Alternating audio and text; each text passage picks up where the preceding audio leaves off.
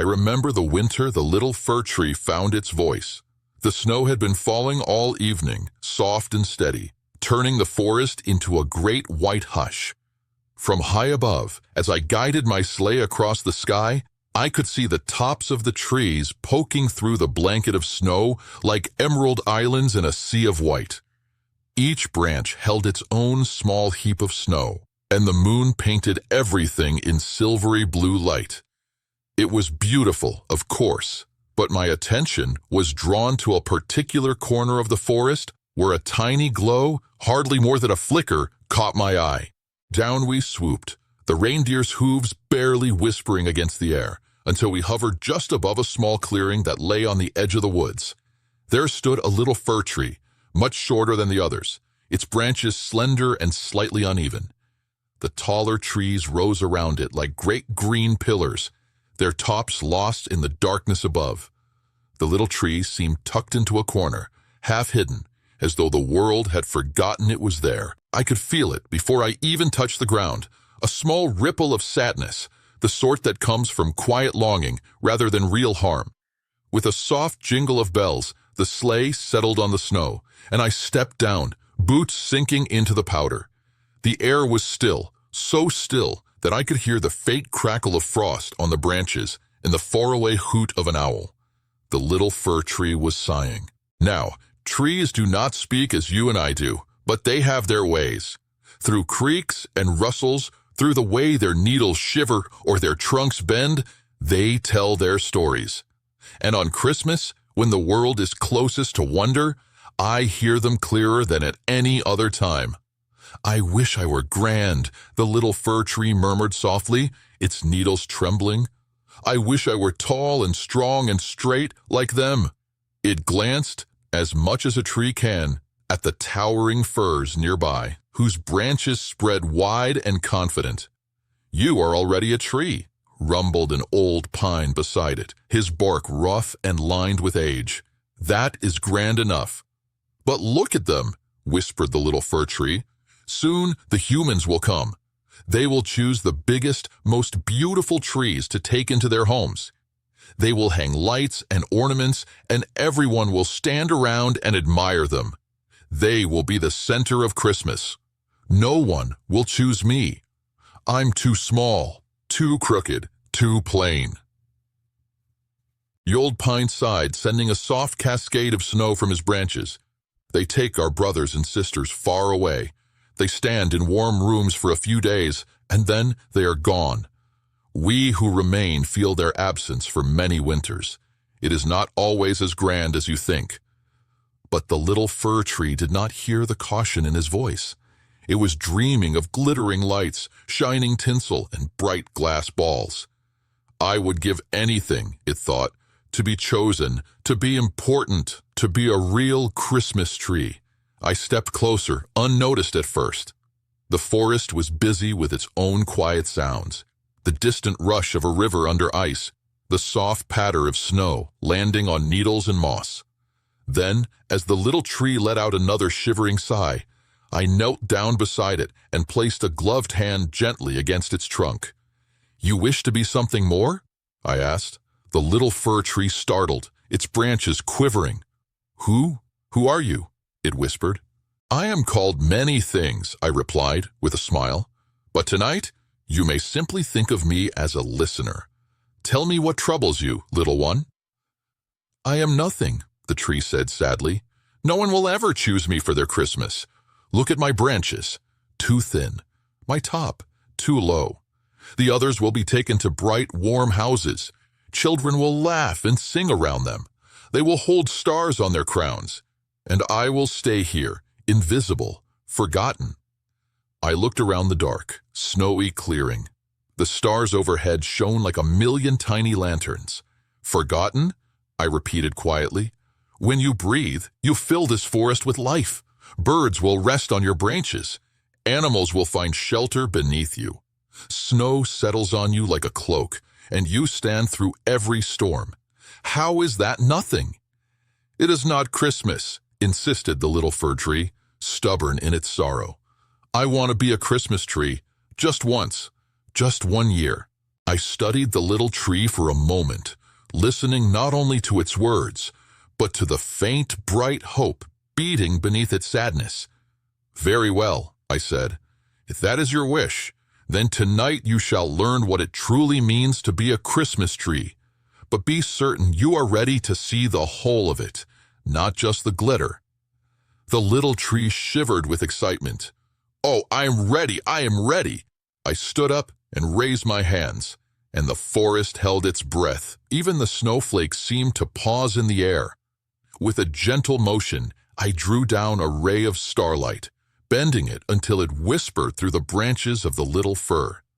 A shimmer ran along its trunk, spread to its needles, and then, slowly, softly, tiny points of light began to appear. First 1, then 10, then hundreds of small glowing stars clung to the tree's branches. They were not candles, not electric bulbs, but pure starlight, warm, golden, gentle. The little fir tree gasped as its own needles reflected the glow, turning the whole tree into a living lantern in the snow. "I'm glowing," it whispered. "Yes," I said, "but we are not finished yet." From my sack, I took ornaments that only appear on nights like this, icicles that never melt, spun from moonlight, tiny bells that ring without ever being touched, little wooden toys carved by hands long gone, carrying the memory of the joy they once brought. I hung them carefully on the tree's branches. Each ornament carried a story, a whisper of laughter or a soft lullaby, a wish made in secret or a prayer said in tears. At the very top, I placed a small star, clear as crystal. It began to shine more brightly than all the rest, not blinding, but steady and kind. The little fir tree was silent for a long moment. I feel beautiful," it said at last, almost afraid to believe it. "Am I really a Christmas tree now?" "You are," I said, "for tonight you are the Christmas tree of this forest." "But there is no one to see me," the tree said suddenly, panic creeping into its voice. "What is the point of being beautiful if no one is here to look?" "Oh," I answered, "you are not unseen. Look!" From the shadows between the trunks, eyes began to glow. Small, bright, curious. A family of deer stepped into the clearing, their breath rising like smoke in the cold air. A fox padded closer, tail dipping in the snow. Rabbits peeked out from burrows. An owl shifted on its branch for a better view, and even the shy hedgehog uncurled from its nest under a root, blinking at the gentle light. They gathered in a wide circle around the little fir tree, drawn to its glow like travelers around a warm fire. The bells on the branches chimed softly as the tree trembled with nervous joy. "They are looking at me," the little tree murmured. "Yes," I said, "because what shines from you now is not only light, but the wonder of being exactly where you are meant to be." The forest grew quieter, if such a thing was possible. Above, the stars seemed to lean closer. For a long while, no one moved. The deer watched with wide, soft eyes. The fox's ears flicked, catching the tiniest notes of the bells.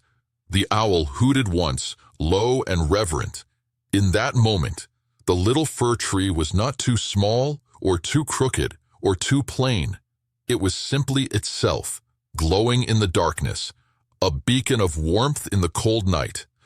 I saw something change inside it then, the way a heart softens when it finally understands it is not alone.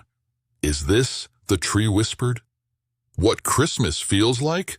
"Christmas," I answered, "is when light comes into dark places, when what seems small and overlooked becomes the center of kindness, when those who have little still find something to share. You thought you needed a grand house and human eyes to make you special. But look around you. The animals pressed a little closer, and the glow from the tree reflected in their eyes. A rabbit nestled at its roots. A tiny bird, awakened by the light, fluttered down to rest on one of its branches, tucking its head under its wing. The tree felt the soft weight of it and almost wept with joy.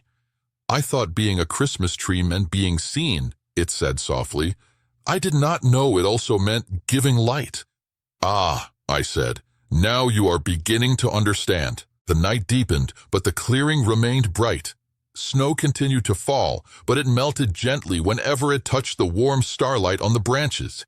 Time seemed to stand still, the forest cradled in a quiet so deep that you could almost hear the heartbeat of the world. Somewhere in the distance, a village bell rang out, marking midnight. The sound floated through the trees like a slow silver river. "Will I stay like this forever?" the little fir tree asked, a note of worry in its voice. "What happens when the light fades? Will I go back to being nothing special?" I knelt again and laid a hand upon its trunk. "You will not shine like this every night," I said gently. "Even the brightest candles must rest. But something has changed in you that will not fade. You have felt what it is to give light, to gather warmth around you, to be a place where others feel safe and comforted. That cannot be taken away." The little tree thought about this. "So even when I am dark again, I will still be a Christmas tree inside?" "Yes," I replied, "because Christmas is not just a day, and it is not just decorations. It is a way of being. Whenever you stand bravely in the cold, giving shelter to the small and the weary, whenever you hold snow and stars and birds with equal kindness, whenever you simply exist as the best version of yourself, that is Christmas too." The tree's branches relaxed, their trembling easing into a gentle sway. "I think," it said slowly, "I was so busy wanting to be somewhere else that I did not see what I already had. A place, a purpose, a sky full of stars above me, and friends who share this forest with me." "That is often the way of things," I said. "Hearts, like trees, can become so eager to grow taller that they forget the beauty of the ring they are in right now." The smallest bell upon the tree chimed as a breeze passed through, as if it agreed. The animals lingered until the cold began to nip a little deeper at their paws and hooves. One by one, they drifted back to their burrows and nests, carrying a piece of the tree's light in their memories. The forest would remember this night for many winters to come. The little bird remained, sleeping peacefully on the branch, unaware that it had become part of the tree's first true Christmas. As dawn began to whisper along the horizon, the starlight ornaments dimmed and dissolved, returning to the sky. The tiny bells and moonlit icicles faded back into the quiet magic between worlds. The star at the top flickered one last time and then rested, its glow settling into the tree's heart instead of its crown. By the time the first pale streaks of morning touched the snow, the little fir tree stood as it had always stood, small, a bit crooked, branches slightly uneven, but inside it was wholly different. It had learned that being important was not about being taken from its home and placed in someone else's room. It was about the warmth it could bring, right where it was planted. I climbed back into my sleigh, and the reindeer lifted us gently into the brightening sky. As we rose, I looked back one last time. The little fir tree stood in its corner of the clearing, surrounded by quiet snow and sleeping roots. It did not sigh now. Instead, it seemed to stand a little taller, not because it had grown in height, but because it had grown in understanding. And if you were to visit that forest in winters after, you might notice that animals always seem to gather near that particular tree on the coldest nights. Birds' nests appeared more often among its branches. Snow settled on it like a soft cloak. It never moved, never traveled to a grand hall or a glittering parlor. Yet year after year, it became, in its own simple way, the heart of Christmas in that corner of the world. So when you see a small tree at the edge of a yard, or a crooked branch that doesn't quite look perfect, remember the little fir tree. Remember that greatness is not always about being seen by many, but about shining for those right beside you. And remember that wherever you stand, whether in a mansion or a tiny room, surrounded by crowds or all alone, you can be a light in the dark, simply by being kind, patient, and true. That, my dear friend, is what makes any of us part of Christmas.